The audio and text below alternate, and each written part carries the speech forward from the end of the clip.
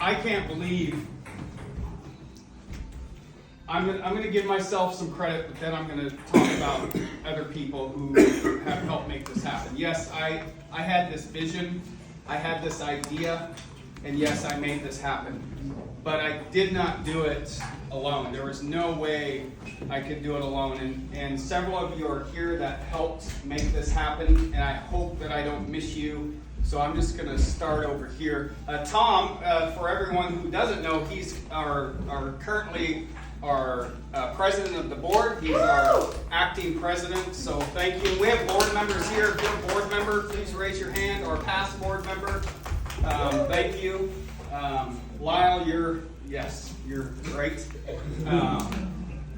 Jay and Giselle, well, I've known you forever. You and Sam and the baby came from some of our very first events, the walks we went on and all of that good stuff. Ken, for those that don't know, he's our landlord. And Ken's like a second or third father to me. I've known him for, I think 20 years, close. This will make you guys laugh. I remember when me and Katrina started dating, and excuse my language, but he looked at me because he knew Katrina too. He said, "Dave, don't fuck this up." I've done good, Dad. Keep trying.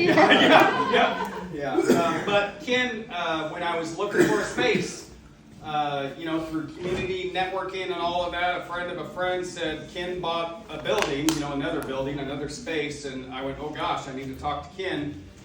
And I think we met. He's like, let's meet in the building. And I think it might have been that first time, if it wasn't the first time, the second meeting, where I told him what I wanted to do, and he handed me the keys and said, make it happen. And he allowed us to have this space rent-free for almost 6 months. He was going to give us 6 months, but we were able to come in under that wire. So thank you to Ken for the space and for believing in me and us.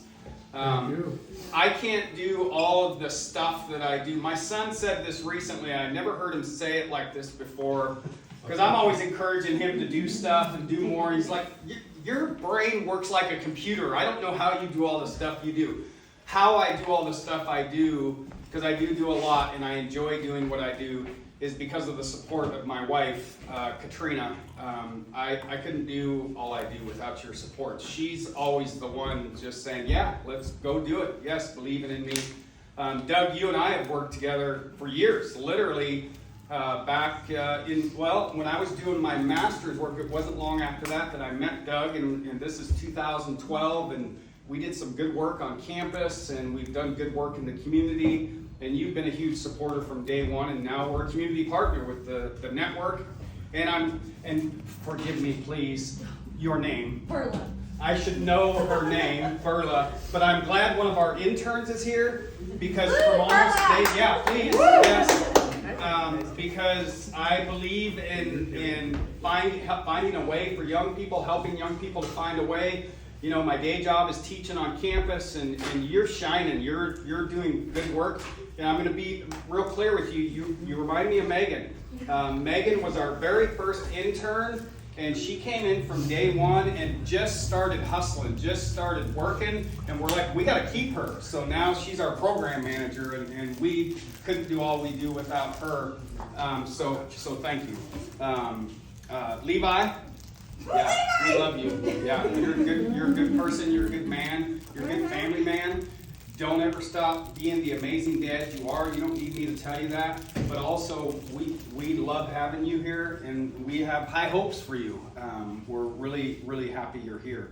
It's good to have a male in the office besides me. Anyway, so it's good. Mom, and those of you that don't know, these are, I call them Mom and Dad Kell. They're my in-laws. I struck gold with Katrina, but I double struck gold when I got Mom and Dad Kell as in-laws. And I mean that. They're at every one of our things. They're just there and always wanting to hear about the stuff we do. And Dad, I appreciate you, because Dad's always like, how are you going to do that? What do you mean you're going to do this? And he listens and he gives good feedback. Lauren, if you don't know Lauren works for us in our private businesses, and she's absolutely phenomenal. Again, you'll hear me saying this. I believe in young people. I'm not the guy out there going, oh, young people these days. Maybe sometimes, but rarely, because I believe in young people. And when I say that and when I vocalize it, it's interesting what you attract, right? Look at Megan, look at Lauren, look at Perla, thank you. And here's what I say to the kids in a college classroom, because I forget names. I smoked a lot of pot in my day. I mean, a lot. So, Perla, I got it, okay. It's the dementia. Yes. And that brings me to my son. Tyler. Who also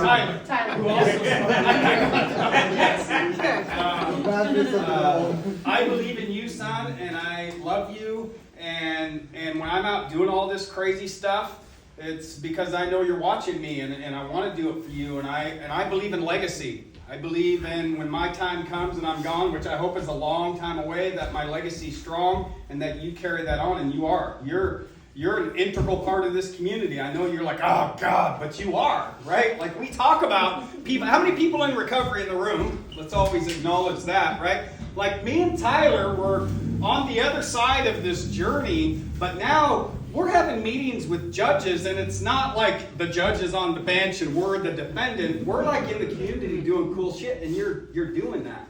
I am glad you are here, my friend. Another fellow person in recovery. We love you and we believe in you. All of our friends in recovery are community members in recovery, and you are a believer in the KCRCO, and I notice. Oh yeah, I do. I appreciate all you do. Colleen, you have been here from the beginning. Yes. And I don't think you'll mind me sharing that losing a loved one due to addiction, I couldn't imagine, right? And I love you, and I care about you, and I know loss has been huge for you. And so for you, you know, I don't want to say suiting up and showing up, but saying, hey, you know what, I want to be here and I want to be part of, that means the world to me. Because this is about family.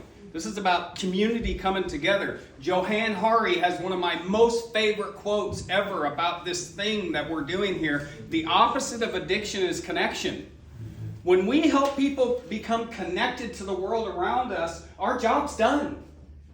That job takes some work. So thank you for being here as a family member. I'm going to save you for last. And the kids! The kids that are here. I love it when kids are in this space.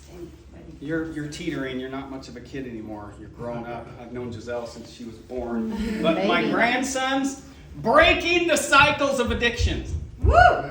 Seriously, breaking the cycles of addiction. When we see kids in this room and their parents are in recovery, when we have a dad and a grandpa and all of that's a beautiful, beautiful thing.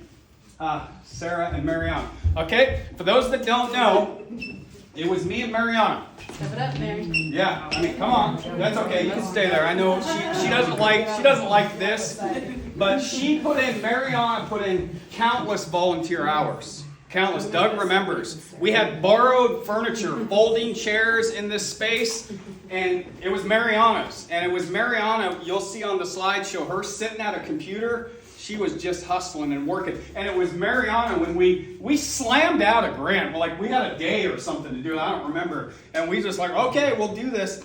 And she sent me the text, and she says, hey, I think we got the grant, and I think it's a lot of money. I still have that text. But thank you for all you do. And Sarah, I mean, you guys know Sarah's my best friend in the world, and we've walked a journey together like me and my son have, me and you have. Look at us now, right? You walk your path of recovery, and we're kind of the three amigos. I couldn't do all I do without your support. We do our weekly ridge hikes, and people hear about that. But sometimes it's a counseling session one way or the other, and I seriously couldn't do what I do without you. Okay. Whew. All right. So you did your thing. When the discussion started happening, because it's never been my plan to be the permanent executive director. I've got other things I want to do. This is kind of what I like doing, starting things and moving on. And this was definitely the plan with this, but we needed to make sure we have good leadership in place. So we got money in place, we got staff, we got a place. We're known in the community, and it was at least last summer, when we started talking about, do we do we go out and do we do a big search and, you know, spend all that dumb money to do all that? I shouldn't say that. Spend money, but whatever. But do a search, and that was our discussion, and we could do that. And some board members said, yeah, we should do that. And some were like, well, what about hiring from within? I'm all about promoting from within. I've always been that way. If you have someone here, if you have someone who started as a part-time recovery support specialist and then was kind of, I said, well, okay, we need a program manager and you're it. And then she's like, okay. And she's never said no. She's resisted some ways, but she's like, okay, I'll do that. And then she was excelling and shining. And so then we created the director of operations position and put her in that role. And so me and her, you know, it got to the point, it's been at least 4, 5, 6 months ago, where, you know, I would just send feelers out to her to see, hey, what about this? What about that? And she started just, no, I'm on it, or I'm doing that. And I, like, my brain was already in your brain. And so I remember the board meetings where I'm like, we have someone right here, you guys.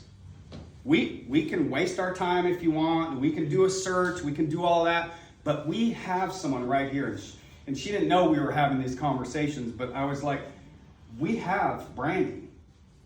So we had conversations, we talked about it, and it's been about 3 months ago that the board voted and made Brandy our executive director-elect. So, woo! Yeah, please.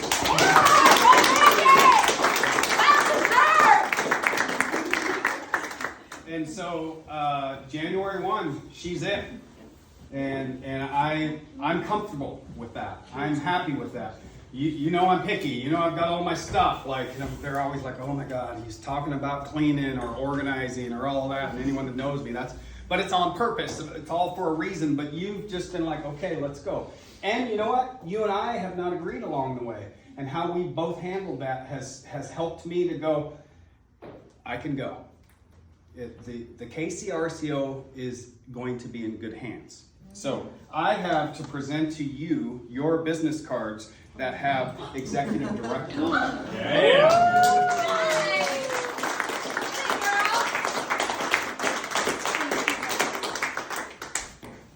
I appreciate it. Thank you. Yes. Do I get to use these now or do I have to wait till June? Start using them. I already sent out the email. Act as if. So thank you, everyone, for all your support. And so here's my ask.